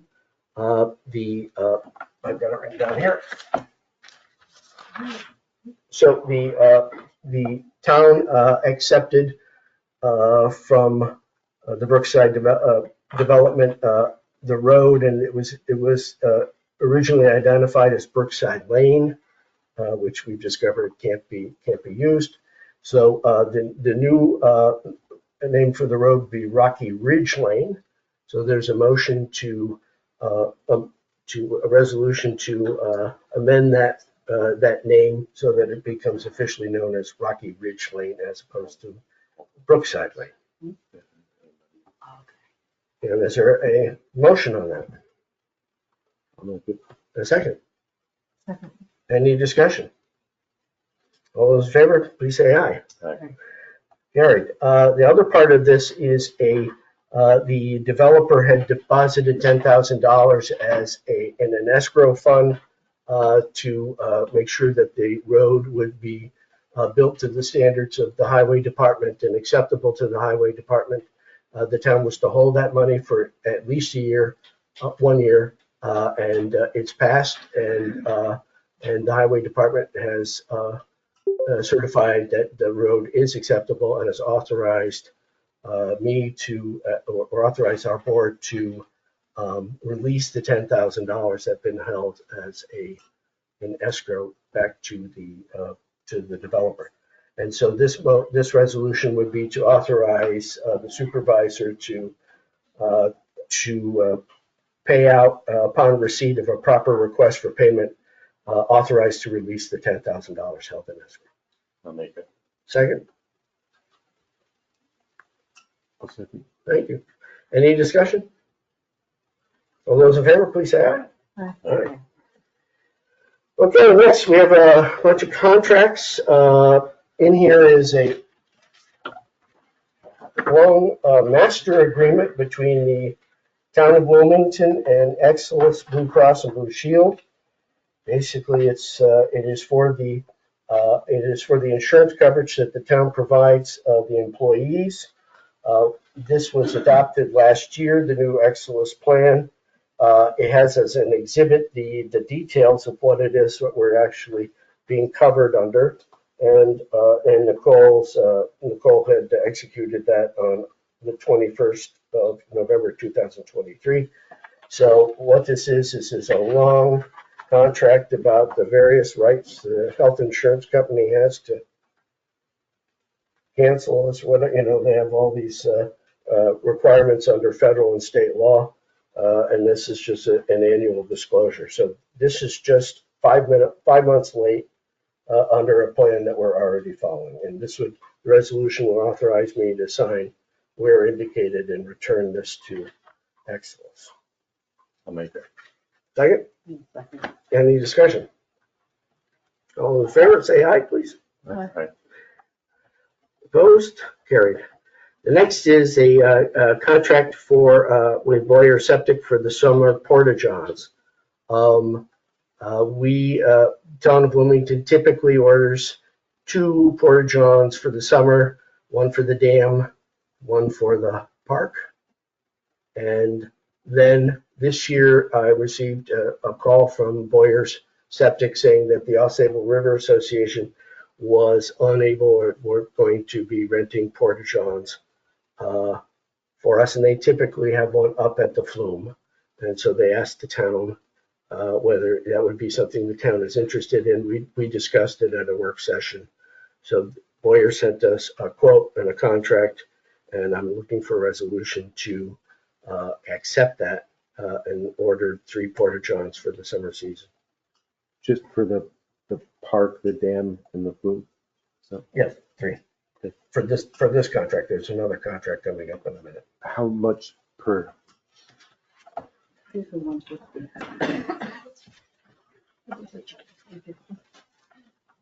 For the whole summer?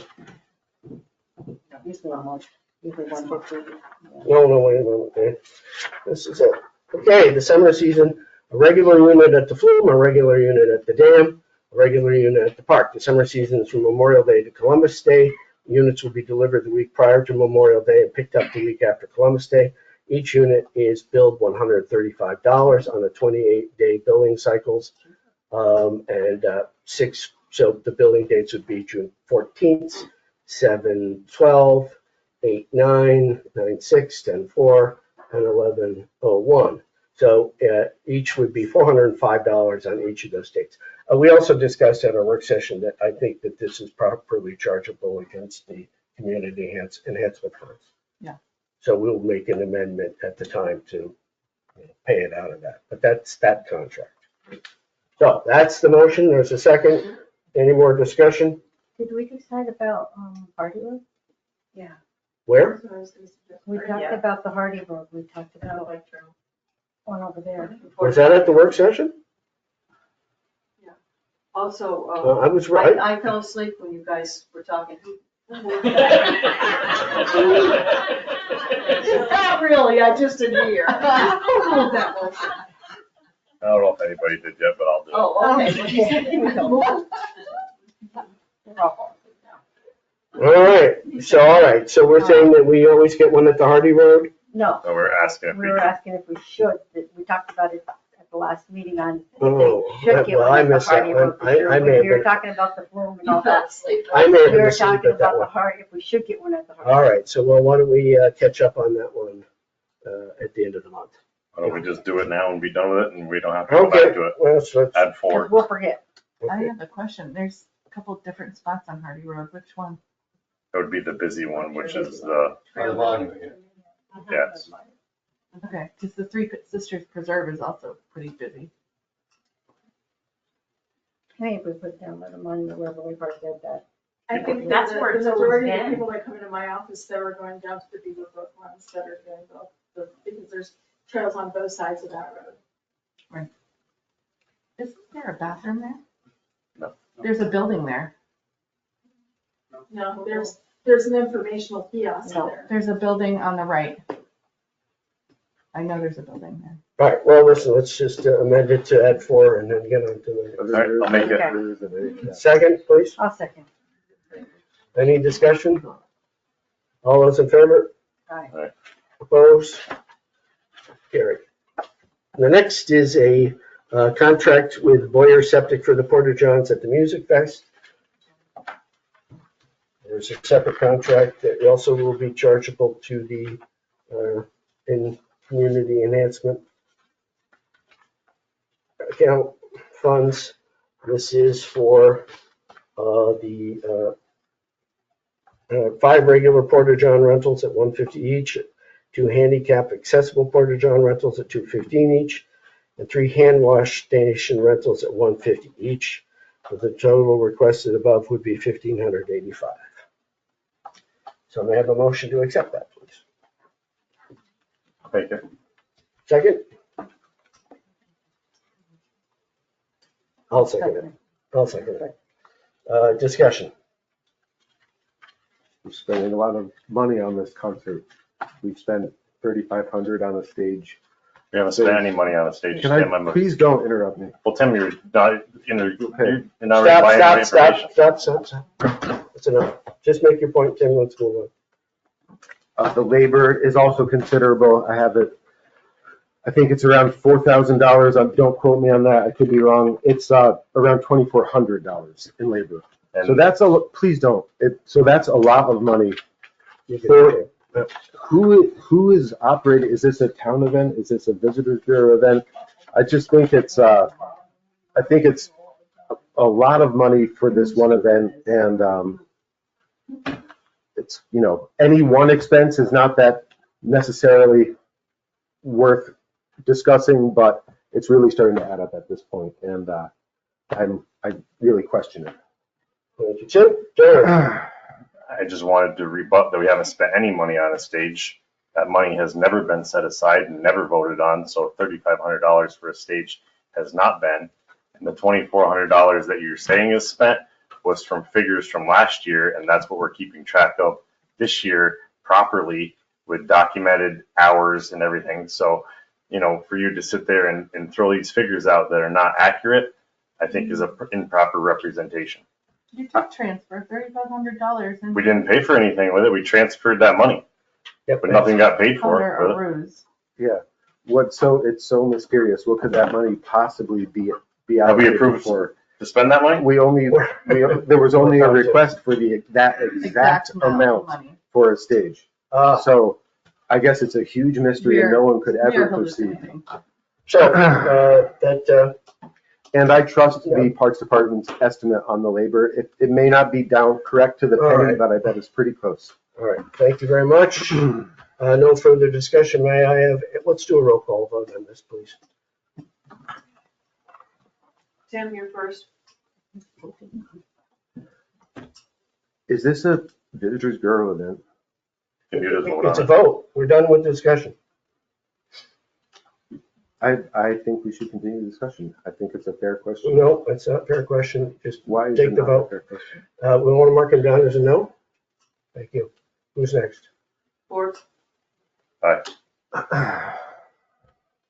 Laura, We need bathrooms there, yep.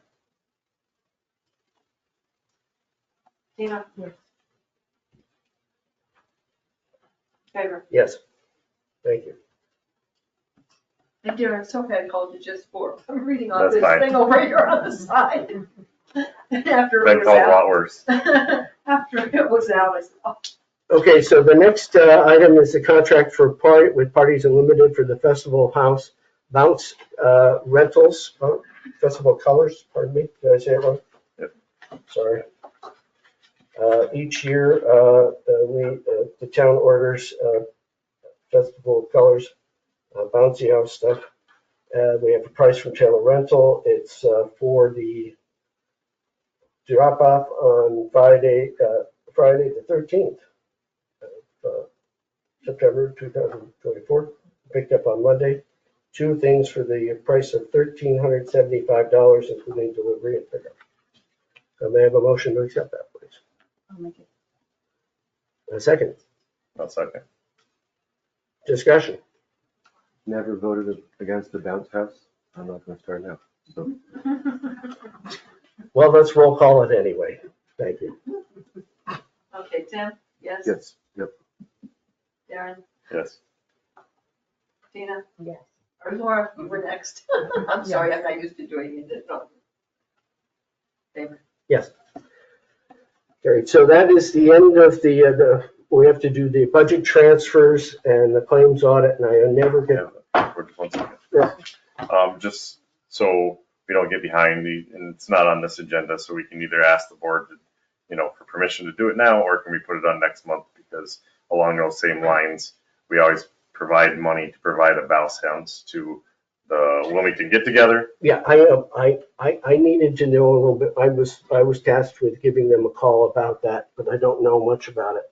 Yeah, and so We always just provided, money for one to help them with that event. So if we just get it on next month's agenda. yeah, that won't be a problem. I just need to know date and time, and then I'll get in touch with Parties Unlimited. Thank you. But these are the only ones that I knew something about. Okay. Okay, so we need a motion to approve the budget transfers to pay the claims that we audited. And may I have a second? Second. Any discussion? All those in favor, please say aye. Okay. Okay, now, public comment. Here we go. Joyce. I would like to know, Tim and Laura, why you are so against the Music Fest in Wilmington. Because the way you come across to us is that you want nothing to do with this Music Fest. Michelle is working her butt off because we have taken it over as the Visitors Bureau, and you guys are just, everything we try to do, you're saying no to. This brings in a lot of revenue to the town. It brings in a lot of people that don't normally come to our town. There are people that spend the night in our town, so that's revenue. And why is it that you two are the only two that are negative about it? There's nothing wrong with it. It's a fun day in the town of Wilmington. Everybody can have their own opinion. And I don't think we need to elaborate more than we already have. Sorry. I think that you guys want this town to become this little itty bitty hamlet that no one does anything in this town, and that's not the way it can be anymore. So just, while we do get a lot of bed tax money annually, and that is positive, and it is $100,000 annually, it's not an infinite fund. So I think it's appropriate to exercise oversight. We've spent a lot in previous years on this event. The town subsidizes the Visitors Bureau. I mean, and I don't want to inflame anyone, but the town subsidizes the Visitors Bureau to an enormous extent annually. So I think that the visitors, and so it's a way of looking out for the taxpayers is what it is. We haven't spoken up against the event. We're questioning some of the spending. You have to spend money to make money. Okay, any other public comment? But Just Charlie. Yeah. The roads, speeding, That's what I was gonna say. all right? So Springfield, or Bonneview Road, that is a racetrack. Everybody agrees with that. I'm not sure the camera system would work because they don't have power half the time anyways. That's right. But, Technical problems. but just curious as to, can we talk to the state or whoever it has to be? I live in a quiet residential neighborhood, 35 miles an hour. I have a passing zone in front of my house. That makes no sense to me at all. Who owns your road? County. County. Because there are people who go 15 miles per hour, apparently. Or 5? So we did go through this. Paula, did we vote to ask the county to lower the speed limit on Springfield Road approximately 2 years ago? We asked for it to be looked at. I believe somehow, I think, traffic in Raybrook had to come down and also do a review. And then I don't know what happened after that because I was not. Lost in the midst of bureaucracy. At that time, Yeah, exactly. I think they said no. But they did take out passing zones on Bonneview, which people thought would help, and it's actually made the problem worse because now people are passing on double lines on the whole road rather than just in the designated passing zones. So it's like we thought we were fixing a problem and it created problems. But at least if they're caught, they can be ticked. Right. But that's part of the problem. It's like, you know, the road's only 45 anyway, and it's people going 70 that are the problem. So that's the enforcement is the real problem. Department coming and suing. We tried that too. We did. Thank you. Sorry, it's getting hot in there. More public comment. Ben. I'm sorry, she raised her hand. Patty. I just wanted to make everyone aware that the banners are up for our 13 students Thank you. that go to school, that live in, that are Wilmington residents, that go to school at Lake Placid, Adirondack Christian Day School, Sable Valley, Keene Valley, Northwood and Northwood. So this is all private donations. We have never solicited ever for, to a school. But this year we got one donation from Northwood because there are 2 kids that, from Wilmington, they live in Wilmington. So they paid for that banner. So it's just to be aware that it's a celebration of, it's nothing but positive. And thank you for everything that you guys do. And thank you for the Parks Department for paying them. You know, whatever that costs. And to follow up on that, you put in the newsletter, but the fire department scholarships are. Yes, I'd mentioned that in the newsletter. June Cording had called me and asked me to put in the supervisor's report that any kid in Wilmington, whether they're going to college or trade school or something, or even joining the military, is eligible to apply for the Sean Courting Scholarship. And they were accepting, they technically by mid-May, but they'll happily accept applications towards the end, and at the end of May as well. So thank you. Has anybody invented portable speed bumps yet? I'm wondering. I heard, That's what we need, portable speed bumps, a new place to gear it just there. move them up, or with ones with little, That'd be fun. little, Yes. little tacks in them. I guess they spike strips. Good for- Awesome, hot wouldn't happen. Thank you. Jim? So all this assessment going up had made me do a lot of research into New York State property tax law. Mhm. Nassau County in 2000 enacted a law putting a cap on assessments at 6% a year and 20% over 5 years. I checked with Nassau County to see if that was factual. It is. I called Dan Stack and, hey, Dan, is this state law? Is this local law? Local law. I called Sean, the chairman of the board of supervisors in Essex County. I said, hey, Sean, why aren't we doing this in Essex County?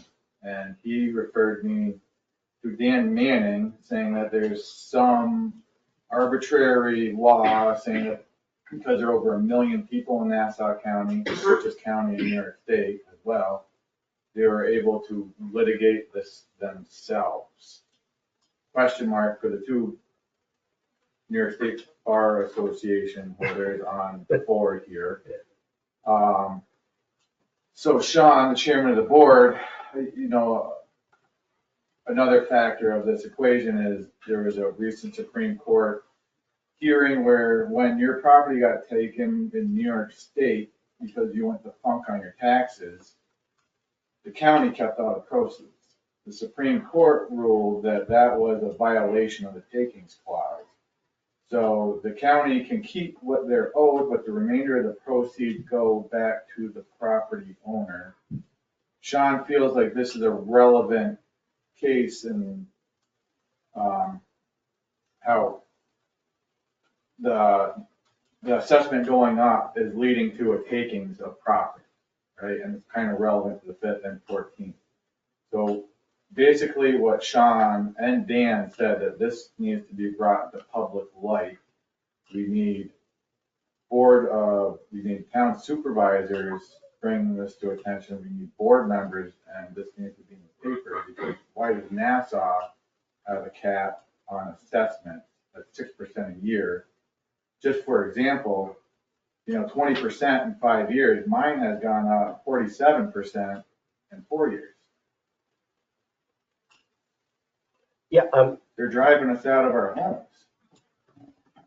Everybody's blaming short-term rentals driving us out, when the fact of the matter is, New York State, the Department of Finance and Taxation, just out of the blue says you have to up the levy 30% to Fonzie without any explanation of the math.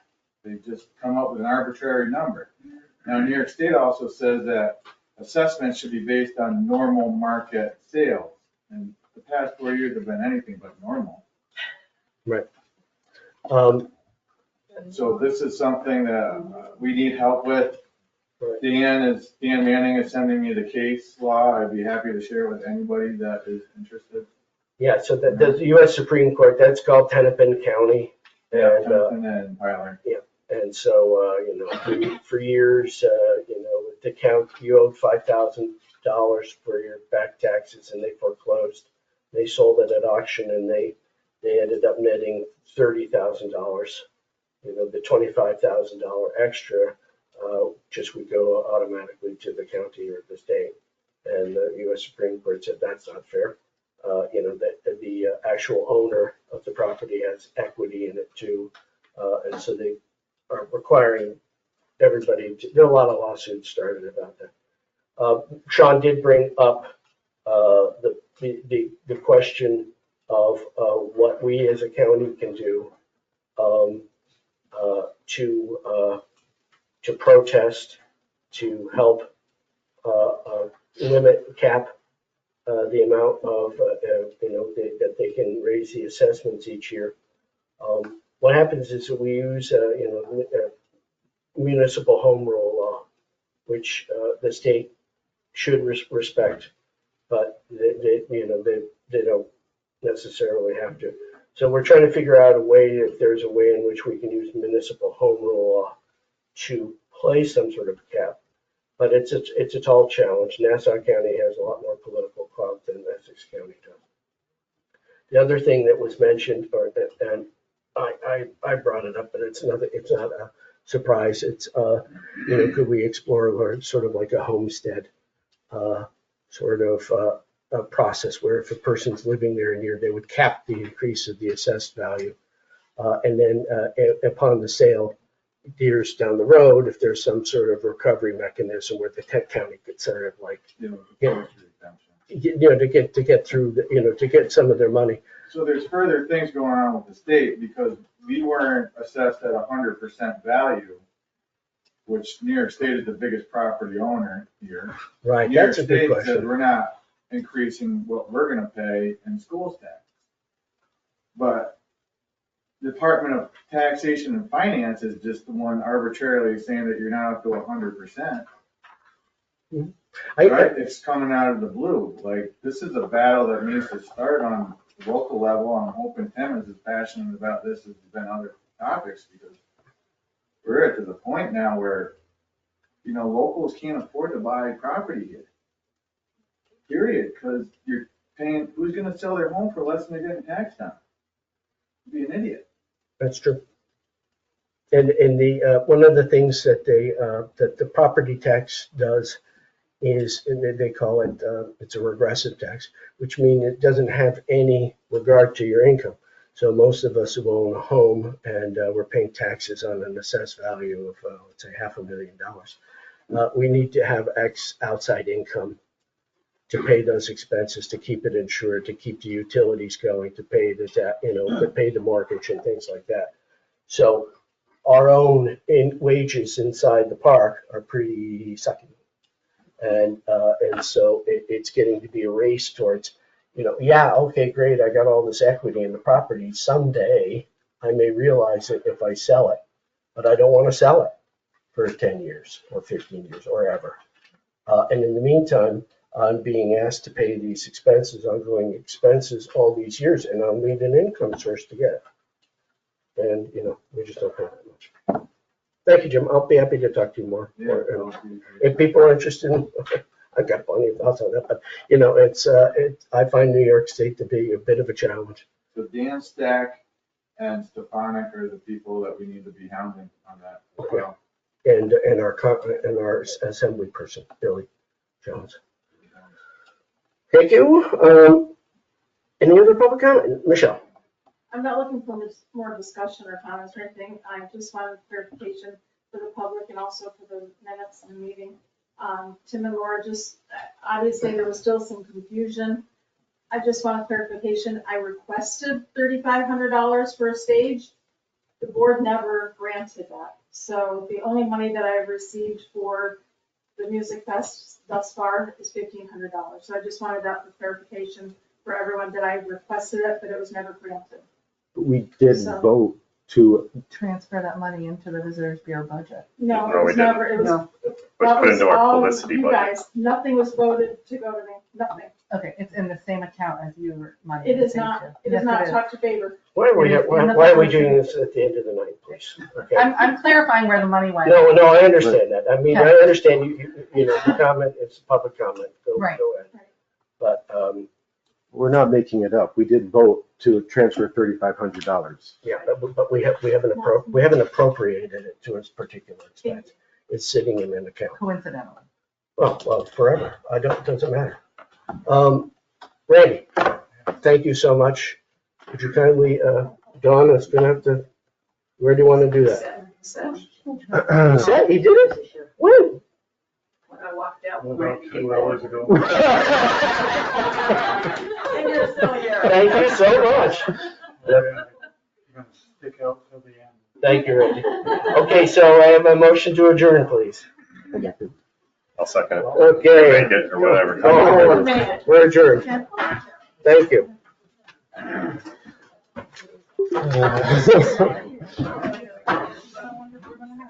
Randy certainly earned that